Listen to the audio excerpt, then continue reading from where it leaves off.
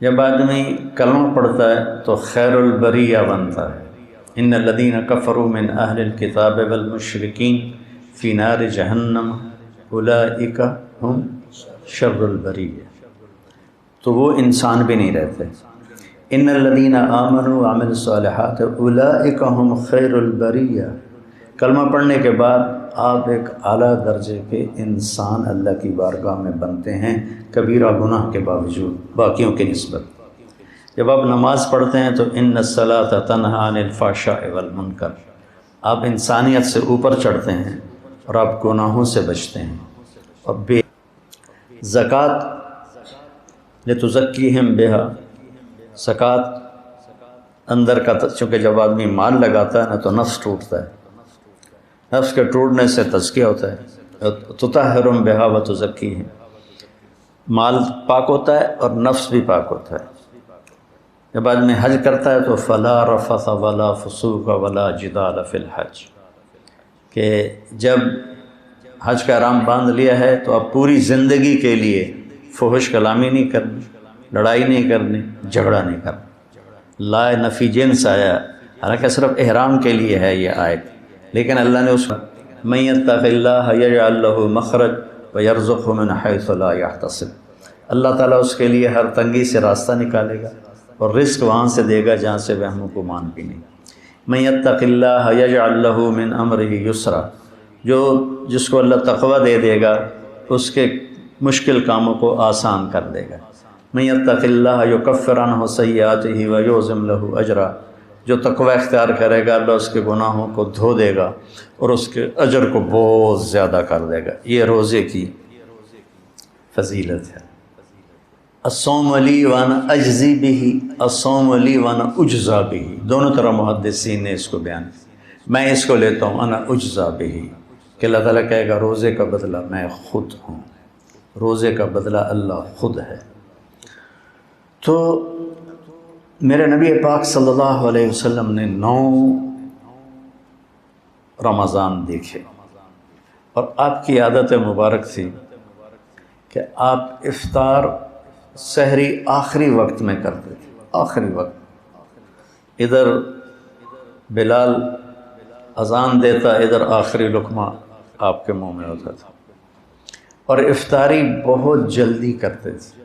ایک آدمی چھت پہ کھڑا ہوتا تھا جب آپ مدینے میں ہوتے تھے، جب آپ سفر میں ہوتے تھے تو ایک آدمی پہاڑی پہ کھڑا ہوتا تھا، جو ہی سورج کا کنارہ ڈوبتا تھا تو ساتھ ہی وہ کہتا ہے یا رسول اللہ غربت، تو آپ اسی وقت کھجور سے، پانی سے، دودھ کی لسی سے، ان 3 چیزوں سے آپ افطار فرمایا کرتے تھے، اور پھر اس کے بعد کوئی کھانے کی چیز ہوتی تو کھا لیتے تھے، ورنہ وہی کھجور ہی ان کا کھانا ہو جاتا تھا۔ ایک دفعہ آپ سحری کا کھانا کھا رہے تھے اور آپ کے ساتھ حضرت کعب بن عجرہ، مقداد بن اسود اور علی رضی اللہ تعالیٰ عنہ آپ کے ساتھ تھے۔ بکرے کی سری پکی ہوئی تھی اور آپ سحری کھا رہے تھے۔ تسحروا، سحری کھاؤ، اللہ تعالیٰ نے پہلی امتوں کو سحری نہیں دی، کیا ہے کہ اس میں برکت ہے، فإن فی السحور برکہ، آپ نے سحری کو بابرکت قرار دیا، اور پہلی امتوں کو سحری نصیب نہیں تھی، ہمیں سحری کا اللہ تعالیٰ نے حکم دیا۔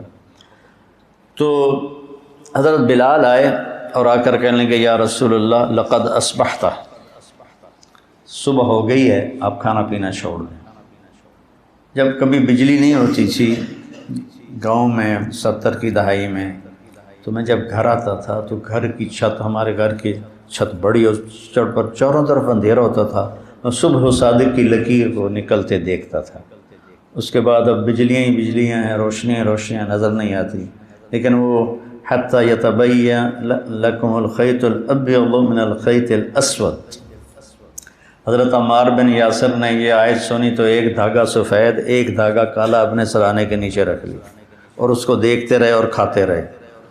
وہ تو ہم نے کہا تیری سحری تو بڑی لمبی ہو گئی، پھر یہ صبح و صادق مراد ہے۔ صرف عربی جاننے سے آدمی نہیں سمجھتا جب تک کسی کی صحبت نہ ہو۔ تو یہ کہہ کر چلے گئے اذان دینے، اذان دینے کے لیے وہ ایک انصاری عورت کے گھر پر چڑھتے تھے. وہ چڑھنے لگے تو پھر واپس آئے تو آپ دیکھا تو آپ کھا رہے تھے. انہوں نے کہا یا رسول اللہ واللہ لقد اصبحت، یا رسول اللہ اللہ کی قسم صبح ہو گئی. تو آپ نے اپنے ہاتھ اٹھا لی، کہا یا بلال ما اصبحنا، ابھی صبح نہیں ہوئی تھی لیکن تو نے قسم کھائی تو تیری قسم جھوٹی نہ پڑے، اللہ نے صبح صادق کو پہلے نکال دیا. اور حضرت علی نے فرمایا اگر بلال قسم نہ کھاتے تو جب تک ہمارے نبی کھاتے رہتے صبح صادق ہونی نہیں تھی. تو سحری میں آپ مختلف چیزوں سے، جو کی روٹی مل گئی، کھجور مل گئی، افطاری میں بھی یہ تھا. اور ایک روزہ بھی سب کا قضا ہوا، چونکہ یوم غیم اندازے سے روزہ افطار کرنا ہے. بادل والے دن روزہ افطار کرو جب تمہیں اندازہ ہو جائے کہ سورج غروب ہو گیا. تو سارے مدینے پر گہرے بادل تھے، تو سب نے سمجھا کہ سورج غروب ہو گیا، تو سب نے افطار کر لیا. اللہ کے نبی نے بھی افطار کر لیا. تھوڑی دیر کے بعد بادل چھڑے تو سورج سامنے کھڑا ہوا تھا. پھر اس روزے کو پورے اہل مدینہ نے عید کے بعد اس کی قضا کی. اور رمضان میں آپ کی جو بڑی عبادت تھی وہ قرآن تھا. 3 دن 9 سال میں 9 رمضان میں صرف 3 دن آپ نے تراویح کی نماز پڑھی. کتنی رکعت پڑھی کوئی صحیح حدیث کوئی نہیں ہے، ٹھیک ہے. اس کے بعد چھوڑ دی. اس لیے حضرت عائشہ کا فرمان صحیح ہے کہ بخاری شریف کی روایت ہے کہ رمضان اور غیر رمضان میں آپ کی 11 رکعت ہی نماز تھی، چونکہ آپ نے تہجد کا اہتمام کیا، تراویح کا نہیں. اور چوتھے دن آپ نہیں آئے اور وجہ بتائی کہ میں اس لیے نہیں آیا، مجھے ڈر لگا کہ تمہارے اوپر یہ فرض نہ ہو جائے.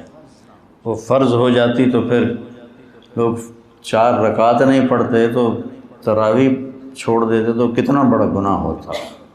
تو اس میں پھر آپ کے زمانے میں کوئی تعداد نہیں تھی اور حفاظ الگ الگ کھڑے ہوتے تھے. اور اس جیسے یہاں ہو رہا ہے اہتمام، جیسے اب آپ الگ الگ سنا رہے ہیں، وہاں الگ الگ مسجدوں میں سناتے تھے. پھر ابوبکر صدیق رضی اللہ تعالیٰ عنہ کا زمانہ آیا تو اس میں بھی اسی طرح چلتا رہا معاملہ بغیر تعداد کے تعین کے. عمر رضی اللہ عنہ کا اوائل جو تھا، شروع کا خلافت کا زمانہ، اس میں اسی طرح چلتا رہا. ایک دن آپ مسجد میں داخل ہوئے تو آپ نے دیکھا الگ الگ نماز پڑھ رہے تھے لوگ. تو آپ نے کہا کہ میں ان کو ایک امام پہ کیوں نہ جمع کر دوں. تو ابی بن کعب پر آپ نے سب کو جمع کیا اور 20 تراویح فرمایا. صحیح روایت. اور یہ بھی صحیح روایت ہے کہ آپ نے ابن الصائب، پہلے ان کا نام کیا یاد نہیں، ان کو 8 تراویح پڑھانے کا حکم دیا. تو اب اگر کوئی 8 پڑھتا ہے گنجائش ہے، لڑائی نہیں کرنی، 8 کا تو ثبوت ہی کوئی نہیں. اگر کوئی 20 پڑھتا ہے تو صحیح حدیث ہے، اسے لڑنا نہیں چاہیے کہ بدعت ہے. بدعت ایک تو ہمارے ان بھائیوں کو یہ بڑی جلدی پتہ چل جاتا ہے بدعت ہے بدعت. تو 20 بھی کی روایت بھی حضرت عمر سے ہے اور 8 کی روایت بھی حضرت عمر سے ہے. امت کا بڑا طبقہ 20 پر جمع ہوا اور تواتر سے ایک عمل سینکڑوں سال سے لاکھوں کروڑوں امت کے افراد 20 پر پوری دنیا میں پڑھیں اور چند لاکھ یا چند کروڑ 8 پڑھیں اور وہ پھر اپنی رائے اس طرح مسلط کریں کہ 20 تراویح تو ہے ہی نہیں. شیخ عطیہ بن سالم رحمۃ اللہ علیہ مسجد نبوی میں درس دیتے تھے اور سب سے بڑے تھے اس وقت محدث 90 کی دہائی میں. اس وقت میں جب حج پہ جاتا تھا تو حضرات کے ساتھ جانا ہوتا تھا تو ہم 1 مہینہ مدینہ ٹھہرتے تھے تو میں پورا مہینہ ان کے درس میں بیٹھتا تھا اور بہت فائدہ ہوتا تھا درس. ان کی کتاب تھی صلاۃ التراویح، وہ میں نے ساری پڑھی. کہ میں نے یہ کتاب اس لیے لکھی ہے کہ میں دیکھتا ہوں کہ 8 تراویح کے بعد بہت سے لوگ نماز چھوڑ کے پیچھے بیٹھ جاتے ہیں. اس پر یہ عنوان تھا اور پھر آگے بات کی کہ یہ نفل ہے. کوئی مدینے والے 40 پڑھتے تھے بعد کے حضور کے بعد کے زمانہ میں، خلفاء راشدین کے بعد کے. مکے والے وہ 4 تراویح پڑھ کے ایک طواف کرتا ہے، پھر 4 تراویح پڑھ کے ایک طواف کرتے ہیں۔ مدینے والوں نے کہا ہن اسی طواف تک کر نہیں سکنے، ایسی کی کری، انہوں نے کہا ایسی 20 دیاں 40۔ خان صاحب 2 رکعت نماز نفل، اللہ اکبر۔ ایک کوئی پنجابی جو صحیح بات ہے تو 8 پڑھ لے، لڑو نہیں، 20 پڑھ لے، اپنے جو تم دیکھتے ہو امت کا تواتر اس پہ قائم رہو، اور اس بحث میں کبھی نہ پڑھنا کہ 8 رکعت نہیں ہیں بھی۔ وہاں جیلم کی مسجد اہل حدیث کی تھی، تو میں راول پنڈی سے آ رہا تھا اس وقت، جی ٹی روڈ، وہاں ہم ظہر کی نماز کے لیے رکے۔ میں اندر داخل ہوا تو دروازے کے ساتھ ایک بہت بڑا ایک لگا ہوا تھا اشتہار کہ 20 تراویح ثابت کرنے والے کو 5 لاکھ روپے انعام۔ تو ایسی احمقانہ حرکتیں کرنے کے لیے زندگی نہیں ہے، تھوڑی سی ہے، اسے صحیح کام میں لگانا ہے۔ تو آپ کی عبادت 11 رکعت ہی رہی 9 سال، پورے 9 سال آپ کی عبادت 11 رکعت رہی۔ اور قرآن کا آپ دور فرماتے تھے جبریل کے ساتھ، رمضان میں جبریل آتے تھے، آپ ایک قرآن غالباً جبریل سناتے ہوں گے، ایک قرآن اللہ کے نبی سناتے ہوں گے۔ جس سال آپ دنیا سے تشریف لے گئے اس رمضان میں آپ نے 2 قرآن سنائے، 2 دفعہ قرآن کا دور کیا۔ اور پھر لیلۃ القدر کے تلاش میں آپ نے ایک دفعہ پورا مہینہ اعتکاف کیا، پورا مہینہ۔ پھر اس کے بعد فرمایا کہ اس کو آخری 5 راتوں میں تلاش کرو، 21، 25، 21، 23، 25، 27، 29، اس میں اس کو تلاش کرو۔ اور آخری اشرا پہ اعتکاف بیٹھتے تھے، آپ کی مستقل سنت۔ ایک دفعہ آپ کا اعتکاف، آپ نے اعتکاف کسی وجہ سے نہیں کیا، وہ ایسا ہوا کہ حضرت عائشہ آپ کے اعتکاف میں بستر لے کر آ گئیں، ان کو دیکھ کر حضرت زینب بھی بستر لے کر آ گئیں۔ تو آپ نے دیکھا یہ سوکنیں تو آپس میں ہی لڑیں گی مسجد میں، تو آپ نے اعتکاف اٹھا دیا اور ختم کر دیا۔ اور پھر شوال میں آپ نے 10 دن اعتکاف کے گزارے۔ ایک دن کا اعتکاف 3 خندق جہنم سے دوری ہوتی، اور ایک خندق کا فاصلہ زمین آسمان کی مسافت کے برابر ہوتا ہے۔ تو اعتکاف آپ کی مستقل سنت تھی، اور اس میں آپ کی سخاوت بڑھ جاتی تھی۔ رمضان کا مہینہ سخاوت کا بھی ہے، آپ اجود الناس تھے، ان اللہ الاجود الاجود وانا اجودکم من بعدہ، اللہ سب سے بڑا سخی ہے، اس کے بعد سب سے بڑا سخی میں ہوں۔ تو اس میں کھانا کھلانا ماشاءاللہ، جب صحت اچھی تھی تو بہت رمضان اللہ کے فضل سے گزرے حرمین میں، تو وہ عربوں کی فطرت میں سخاوت، اجمیوں کی فطرت میں کنجوسی ہے، ہمیں سخاوت سیکھنی پڑتی، عرب میں سخاوت فطری ہوتی۔ حاتم طائی سے کسی نے پوچھا اپنے سے بڑا سخی دیکھا؟ کہنے لگے ہاں، سخی جنت کے قریب ہے، سخی لوگوں کے قریب ہے اور جہنم سے دور ہے، اور بخیل اللہ سے دور ہے، لوگوں سے دور ہے، جنت سے دور ہے اور جہنم کے قریب ہے۔ تو اس میں صرف زکوٰۃ نہیں، زکوٰۃ کے اوپر بھی خرچ کرنا چاہیے۔ آپ بھی ایک دوسرے پہ چھوٹی موٹی، کسی کو کھجور کھلا دو، کسی کو کوئی شربت پلا دو، کسی کو کچھ کھلا دو، تاکہ آپ سخیوں میں آ جائیں۔ تو آپ کی رمضان میں ایک آپ کا روزہ، ایک آپ کی تلاوت مستقل، اور ایک آپ اعتکاف بیٹھتے تھے مستقل۔ جس سال آپ نے اعتکاف اٹھایا اس سال آپ نے اس کی قضا کی۔ پھر آپ کے رمضان میں جنگ بدر بھی ہے، آپ بدر کے لیے نکلے، 12 رمضان کو نکلے، اور 17 کو یہ معرکہ ہوا، اور آپ کامیابی کے ساتھ سرخرو ہو کر واپس لوٹے، اور اسی میں فتح مکہ ہوا۔ 8 رمضان کو آپ نکلے، 8 رمضان کو۔ تو غصفان پہنچ کر آپ نے سب کو دکھا کے پانی منگوایا اور اپنا روزہ توڑ دیا، پیچھے سے روزے رکھ رہے تھے، روزہ توڑ دیا۔ تو صحابہ نے بھی روزہ توڑ دیا۔ کچھ جو زیادہ ہمت والے تھے انہوں نے کہا نہیں ہم نبھائیں گے، انہوں نے نہیں توڑا۔ تو سفر اور شدت گرمی کی تو وہ تو نڈھال ہو گئے، اور ان سے نہ خیمے گاڑے گئے، نہ اونٹوں کو چارہ ڈالا گیا، نہ گھوڑوں کی خدمت کی گئی، سارا کام کیا جنہوں نے روزہ افطار کر دیا تھا۔ تو آپ نے شام کی نماز میں فرمایا کہ آج روزہ توڑنے والے روزہ رکھنے والوں سے آگے نکل گئے، ذہب المفطرون بالاجور، ایسے کر کے روایت ہے۔ آج افطار کرنے والوں کا اجر بڑھ گیا۔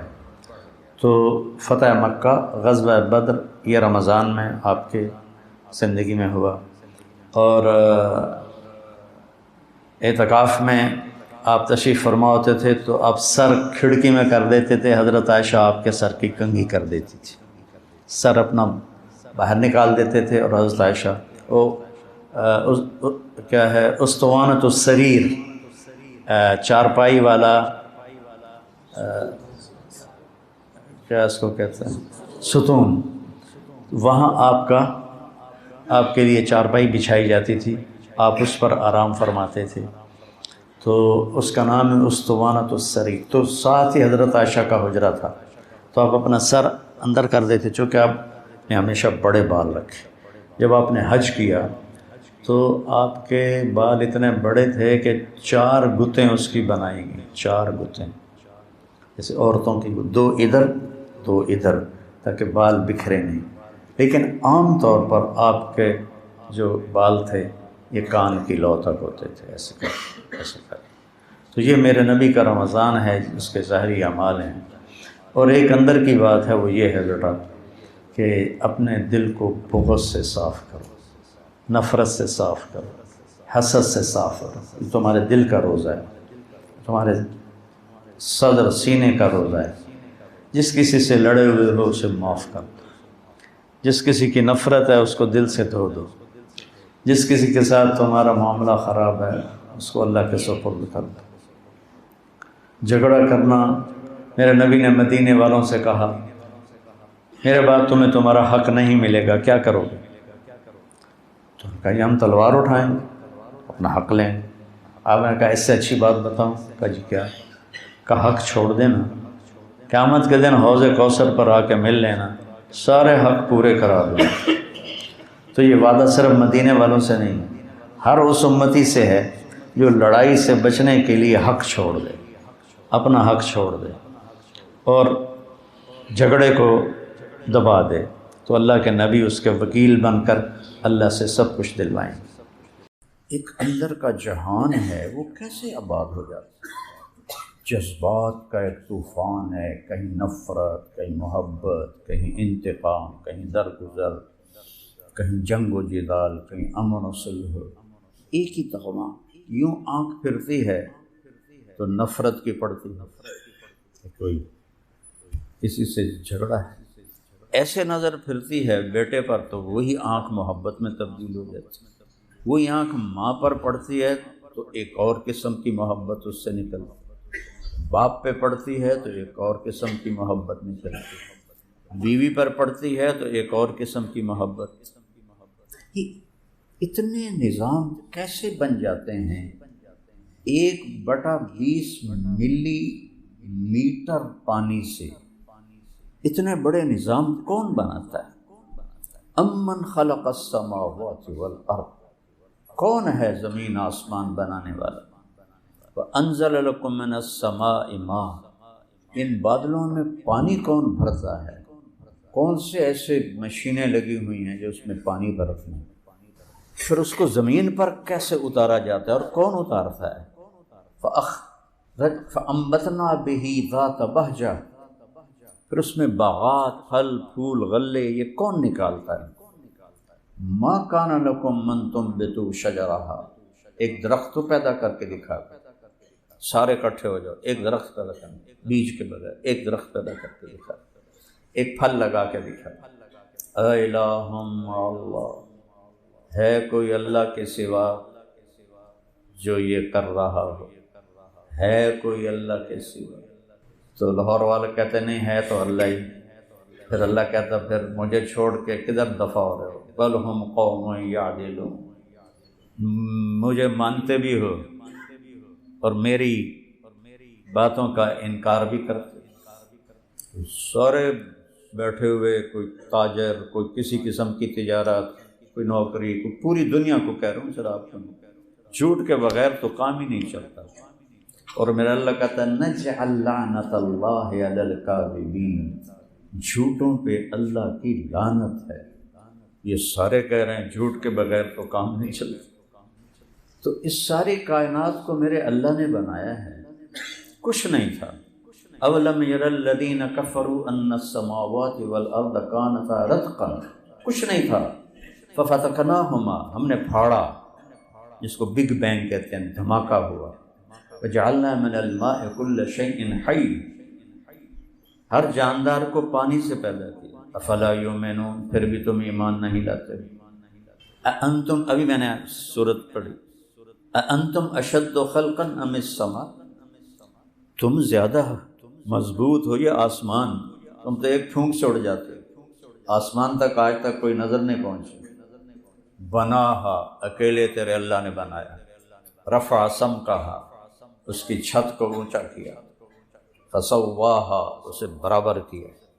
دوسری جگہ کہتا ہے حل تری من فطور، کبھی دیکھو تو صحیح، کوئی دیکھو نا، یہ چھوٹا سا ہال ہے، اس میں 2 پلر لگے ہوئے، ادھر دیواریں ہیں. میرا اللہ کہہ رہا ہے اتنا بڑا آسمان ہے کہ اس کی لمبائی چوڑائی تم دیکھ بھی نہیں سکتے، آسمان ہی نہیں دیکھا. تو جب پلر نہ ہو تو چھت ایسے ہو جانی چاہیے یا دراڑ پیدا ہونی چاہیے. تو اللہ کہتا ہے حل تری من فطور، کوئی دکھاؤ کمی. ثم ارجع البصر کرتین، دوربینیں لگاؤ، بار بار دیکھو، ساری زندگی دیکھتا رہو، کیا ہوگا؟ ینقلب الیک البصر خاسئا وهو حسیر، تیری آنکھ ناکام لوٹے گی، تیرے رب کی تخلیق میں عیب نہیں دکھا سکتی. رفع سمکہا فسواہا واغطش لیلہا واخرج ضحاہا. اغطش کہتے ہیں تاریک ہو جانا، گہری رات. تو بجلیوں نے اندھیرے کی نعمت سے محروم کر دیا، چاند ستاروں سے محروم کر دیا. ہم دیہاتی لوگ ہیں، بچپن میں بجلی نہیں ہوتی تھی، گرمی میں باہر لیٹتے تھے، ایسا سجا ہوا آسمان ہوتا تھا ستاروں سے، اور 14ویں کا چاند ایک الگ نظارہ پیش کرتا تھا. تو اغطش لیلہا، سیاہ کر دیا، اور اسی سیاہی میں سے اخرج ضحاہا، روشنی کو لے کے آ گیا. یہ تو اندھیرا کہاں چلا گیا؟ اور پھر جب اندھیرا آیا، روشنی کہاں چلی گئی؟ ایک ہی جگہ میں 2 مختلف اللہ تعالیٰ صورتیں بنا رہا ہے. روز دیکھتے ہیں، اس لیے ہمیں کوئی حیرانی نہیں ہوتی. اور تو کرو، یہ کہاں سے آ گئی رات؟ یہ ابھی دن کہاں چھپ گیا ہے؟ کل ادھر سے کیسے نکلے گا؟ ایک جگہ اللہ کہتا ہے قل ارأیتم ان جعل اللہ علیکم اللیل سرمدا الی یوم القیامہ، مجھے بتاؤ ازمیر ٹاؤن والو، اگر میں اس رات کو کھڑا کر دوں، جانے نہ دوں، کب تک؟ قیامت تک. تو چند مہینوں میں سب انشاءاللہ فریز پڑے ہوں گے. یہاں صرف وہ چکن فریز نہیں پڑا ہوگا، طارق جمیل بھی فریز پڑا ہوگا، مفتی احمد علی صاحب بھی فریز پڑے ہوں گے، سب ڈیڈ باڈیز. من الہ غیر اللہ یاتیکم بضیاء افلا تسمعون، ہے کوئی اللہ کے سوا جو روشنی سورج کو لائے؟ وہ کچھ سنو تو صحیح. رات کا وقت ہے نا، تو رات کو نظر تو آتا نہیں، تو اس کے لحاظ سے فرمایا افلا تسمعون. سبحان اللہ، کیا قرآن کا حسن ہے. اب آگے دیکھنا، قل ارأیتم ان جعل اللہ علیکم النہار سرمدا الی یوم القیامہ، اگر میں سورج کو وسط آسمان میں کھڑا کر دوں، کب تک؟ قیامت تک. تو سارے انشاءاللہ مچھلی کے وہ پکوڑے بن کے ازمیر ٹاؤن بھرا پڑا ہوگا، 7 بر اعظم بھرے پڑے ہوں گے، سب پکوڑے جانور کھائیں گے. اللہ پر جانور ہی ساڑھے نال ہی ختم ہو جاون گے. تو اللہ کہتا من الہ غیر اللہ یاتیکم باللیل، کون ہے جو رات لائے گا، تسکنون فیہ، جس میں تم آرام کر سکو، اب کہتا ہے افلا تبصرون، سبحان، تمہیں نظر نہیں آتا؟ وہاں کیا کہا؟ افلا تسمعون، کیونکہ رات کو تو نظر نہیں آتا، اب بجلیوں کا زمانہ تو نہیں تھا نا، تو اللہ کہتا ہے افلا تسمعون، سنو تو صحیح بولنے والا کیا بول رہا ہے۔ دن چڑھ گیا، دیکھ رہے ہیں، تو کہتا ہے افلا تبصرون، دیکھتے نہیں ہو کہ کون یہ سارا کارخانہ چلا رہا ہے؟ کون؟ امن جعل الارض قرارا، کس نے زمین کو ٹھہرنے کی جگہ بنایا؟ وجعل خلالہا انہارا، اس میں دریا کس نے بہائے؟ وجعل لہا رواسی، اس میں پہاڑ کس نے گاڑے؟ وجعل بین البحرین حاجزا، کڑوے میٹھے پانی کو جدا کس نے کیا؟ آپ کو پتہ ہے دنیا میں میٹھا پانی صرف 3% ہے، 97% کڑوا پانی ہے۔ اگر اللہ اس حاجز یعنی ایک رکاوٹ، وہ رکاوٹ کیا ہے؟ اللہ کا امر، اے نہیں کہ اللہ نے کدھاں پا دیتی ہیں مٹھا ادھے ہو جاوے تو کوڑا ادھے ہو جاوے، نہیں، امر ہے وجعل بین البحرین حاجزا، اگر میرا اللہ یہ امر واپس لے لے، ایک قطرہ میٹھا پانی 7 بر اعظم میں کسی کو نہیں ملے گا۔ اے اللہم اللہ، پھر تکبر کی آواز ہے، اے اللہم اللہ، ہے کوئی اللہ کے سوا؟ ہے کوئی اللہ کے سوا؟ قرآن ایک کلام ہے، کتاب بعد میں ہے، باقی کتابیں ہیں، وہ لکھوائی گئیں، اللہ نے بولی نہیں، لکھوائی ہیں، ساری مٹ گئیں۔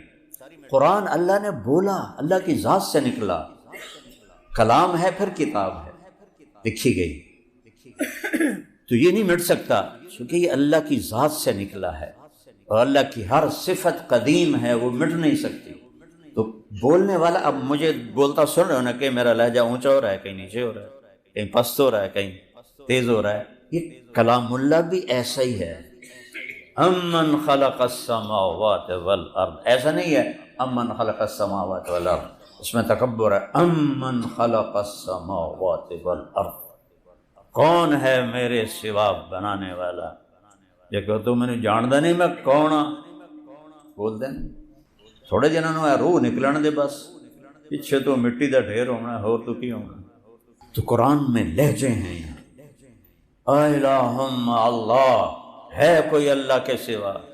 کوئی نہیں، کوئی نہیں۔ پھر اللہ گلہ کرتا ہے قلیلا ما، یہاں شکوہ آ جاتا ہے، یہاں تکبر نہیں، یہاں شکوہ ہے، قلیلا ما تذکرون، تسی تھوڑے ہی ہو جڑے میں نے یاد کر دے۔ سبحان اللہ، ہماری تو بدقسمتی ہے کہ ہمارے عربی پڑھنے والے بھی قرآن کے لہجوں کو نہیں سمجھتے، چونکہ انہیں عربی ماحول نہیں ملتا، اور عربی بولنے والا لہجہ وہ کتاب سے تو نہیں آتا، وہ تو اہل قوم، اہل زبان کے ساتھ مل کے سمجھ میں آتا ہے، ویسے تھوڑے سمجھ آتا۔ تو قرآن کا جو حسن ہے انداز خطاب، اس سے ہم محروم، اب تو عرب بھی محروم ہیں، ان کو بھی نہیں پتا کہ کس لہجے میں قرآن بول رہا ہے۔ یہ سارے پنجابی پٹھانوں نے جا کر ان کی عربی تباہ کر دی۔ وہ میرے سامنے ایک عرب، مدینے کی بات ہے، بتا رہا تھا، کہنا تھا امشی علی راسک، سیدھا چلے جاؤ، اسے کہہ رہا امشی سیدھا، میں کہو تیرا بیڑا غرق جاوے، یہ تسی عربی ہیں بولی تو ساڑا کی حال ہوگا، امشی سیدھا۔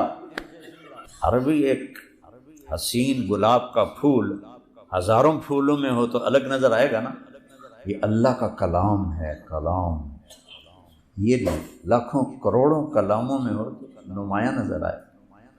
عَمَّ يَتَسَاءَلُونَ، کیا پوچھ رہے ہو؟ اللہ اکبر، کیا تکبر ہے لہجے میں، اور تکبر صرف اللہ کی ذات کو روا ہے، باقی کسی کو نہیں۔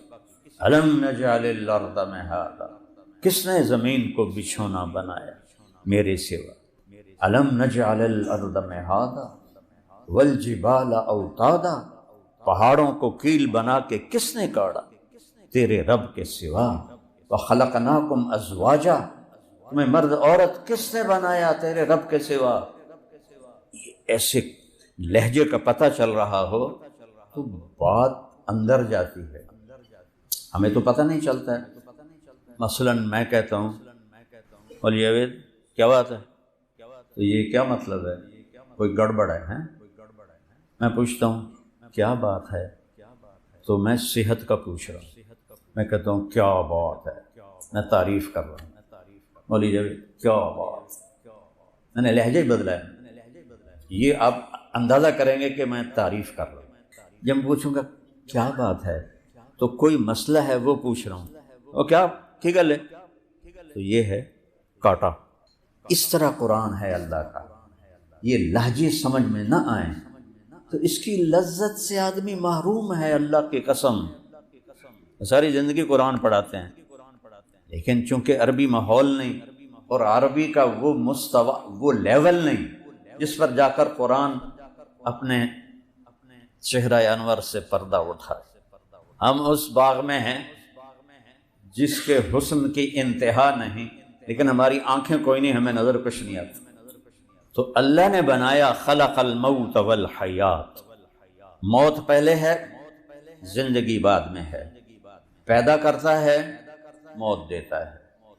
وَلَقَدْ خَلَقْنَا الْإِنسَانَ مِنْ سُلَالَةٍ مِنْ طِينٍ، پوری کہانی لاتا ہے، مٹی سے نکالا، ثُمَّ جَعَلْنَاهُ نُطْفَةً فِي قَرَارٍ مَكِينٍ، پھر نطفے کی شکل میں ایک مضبوط ٹھکانے میں رکھا، ثُمَّ خَلَقْنَا النُّطْفَةَ عَلَقَةً، پھر اسے ایک جونک بنایا، فَخَلَقْنَا الْعَلَقَةَ مُضْغَةً، پھر اسے لوتھڑا بنایا، فَخَلَقْنَا الْمُضْغَةَ عِظَامًا، پھر اس میں ہڈیوں ڈالی، فَكَسَوْنَا الْعِظَامَ لَحْمًا، اس پر گوشت چڑھایا، ثُمَّ أَنشَأْنَاهُ خَلْقًا آخَرَ، پھر یہ شکلیں بنائیں، ثُمَّ إِنَّكُمْ بَعْدَ ذَلِكَ لَمَيِّتُونَ، پھر تمہیں ایک دن موت دے دوں گا، ثُمَّ إِنَّكُمْ عِنْدَ رَبِّكُمْ تُبْعَثُونَ، کہ تختصمون، ہے مجھے پورا یاد نہیں، پوری کہانی بتائی ہے۔